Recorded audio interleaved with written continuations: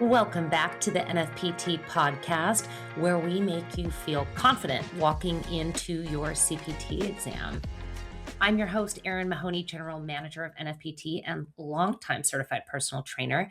And today we've got a continuation from our last episode where we are going over memorization tips and tricks. So, this is part 2 of memorization tips and tricks. Let's get started. We talked about this last time, but as a reminder, knowing when to use memorization tricks is just as important as the trick themselves. You don't want to be memorizing everything, and you don't want to be using memorization tricks for everything because it'll make it more challenging for you to answer application oriented questions and you could get tripped up on the test. So do this. Watch the micro video lessons first and then go through your reading. And you might even take your quiz. So what you're doing when you go through that is you're on the lookout for any complex terms or something that when you read it, it's just not sinking in. And you start thinking, I just can't get this to stick. And what tends to happen is when you come across those types of concepts is you just keep reading them and rereading them instead of finding a way to file them away in your brain for use on a future day.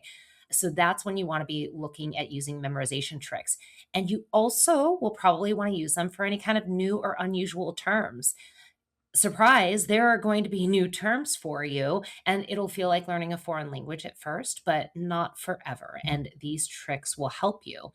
And especially, they'll be helpful when knowing these memory tricks will allow you to answer more than one question, right? So when concepts stack, like anatomy and physiology and biomechanics, what I mean by that is when you have knowledge of those, they unlock answers to other questions like program design. When the concepts are stacking, that's definitely when you want to lean into these memorization tricks because it unlocks more than just one answer. And so the other thing too is for a lot of the concepts that you're going to use these tricks for, if you can remember one, you can figure out the other. So usually there's counterparts to these terms, and we've got a few examples of that today. In fact, let's start with anatomic location terms. So there's a big list of these. And these terms, most of them will feel like they're foreign terms for you because they're not words that you use every day in the gym.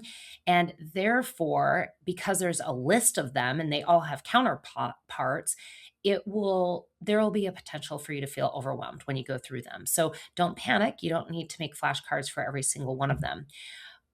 Because, first off, the terms really aren't as foreign as you think at first glance. So you look at them at the first time and you think, oh my gosh, all these new words. But they often have root words that you might know the meaning to. So, for example, anterior. I'm sure you've heard of this before. You've heard of anterior deltoids or anterior raises. So, when you look at these terms, try to think of where you've heard that word or that root word in the past. So another example would be distal. That's another anatomic location. And you might not use distal on a regular basis, but if I think of something that it sounds like distance. And so with distal, that means farther away in point of reference to something else. So I could say the hand is distal to the sternum than the elbow. And all that means is the hand is farther away to the sternum than the elbow is. So the elbow's closer. Another good example of a word that's not so obvious is medial. So medial kind of sounds like middle.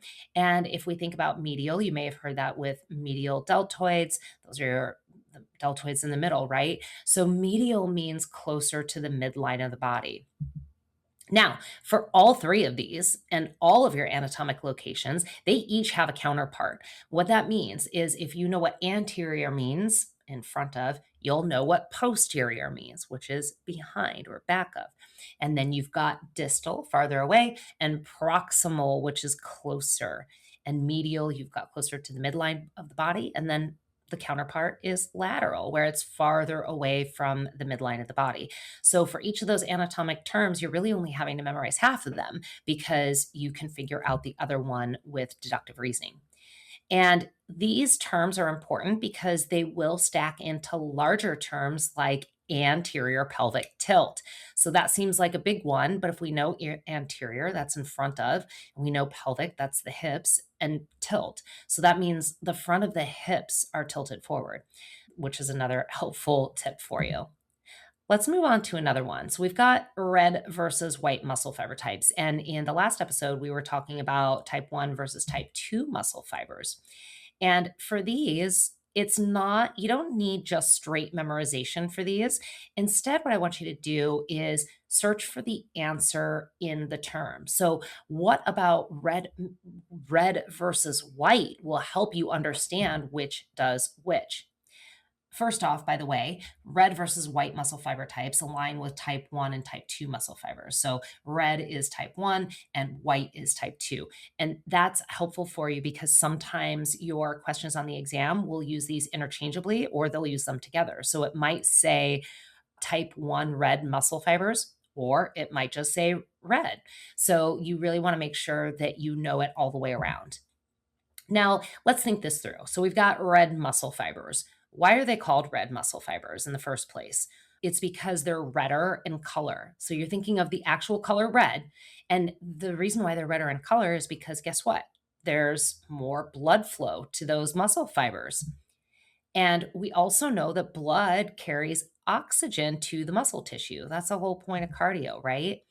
And if we know that red muscle fiber types are red because of the blood flow, and we know that blood is carrying oxygen to the muscle tissue, then we can assume that endurance activities are going to rely on oxygen for an energy source. Or actually, we know for endurance activities like running a marathon, we need oxygen in order to continue that activity. So, therefore, it helps us figure out what types of activities would be good for red muscle fiber types. So red is type 1 muscle fiber and white is type 2 muscle fibers because those white muscle fibers do not have the same amount of blood flow to them. All right, let's move on to another memory trick. We've got abduction versus adduction. And this is a joint motion and it's used in also muscle terminology. So you may have heard of adductors or the adductor machine. So that's why it's important because you'll want to know the joint motion and you'll also want to know it in point of reference to a muscle. So this is how I like to remember it. First of all, what is the root word here with abducted? Abducted means to take something away, right? So think about aliens abducting you into outer space, or in the case of abducting a person, like kidnapping, right? We know abduction means to be taken away. So therefore, in these examples, abduction is moving away from the midline of the body. So, if we know abduction means to move up and away from the midline of the body, and we see that, by the way, with shoulder abduction. So, you take your arms down by your side and you lift them all the way up over your head, that's abduction. Or you also have hip abduction. So, if you're standing up and you take your leg straight out to the side, that is hip abduction. And like I said before, you can deduce it and figure out what adduction means, adduction, that means adding to the midline of the body. Or you can use another memorization trick for adduction, which is adduction is for ADDing to the midline of the body, adding to the midline of the body. So that's another way that you can remember abduction versus adduction. All right. As you go through these memory tricks, think about how you're going to apply them. So they're best used in early chapters. So anatomy, physiology, biomechanics. You shouldn't have to be using memory tricks later on in chapters on program design and cardiorespiratory conditioning because the concepts that you're learning are a little bit more straightforward and they're relying on what you've learned in those first few chapters. That is how, if you feel like you're using a lot of memory tricks at first, don't worry because it slows down and you just get to keep using them over and over. And then when you go take your CPT exam, remember to go through each question nice and slow to see if there's any of those memory tricks that you can lean in on rather than expecting yourself to know the answer at first glance. And also, as you go through this, it is completely fine to rely on memory tricks because this is like learning a new foreign language. I still use them. I use them throughout my personal training career, and it helped me on test day to pass confidently. And it also still helps me to this day with long term memory call and use when I'm talking about them to you. All right. So, you know what? CBT success shouldn't be overcomplicated. And that is why we provided you these memory tricks. And honestly, that's the NFPT differentiator is making success simple. So if you liked what we chatted about today, make sure you enroll in the NFPT CPT. Or if you've already enrolled in another CPT, we've still got something for you. We've got our recorded exam prep series. These are on demand webinars that help you with memory tricks and understanding how to answer questions confidently on test day. So check it out. All right. Thanks for joining. Be well and keep moving. Today's episode is brought to you by Summit Professional Education. Unlock your potential with Summit Professional Education, your trusted partner for expert-led courses, flexible learning, and essential CEUs. Elevate your skills today at summiteducation.com.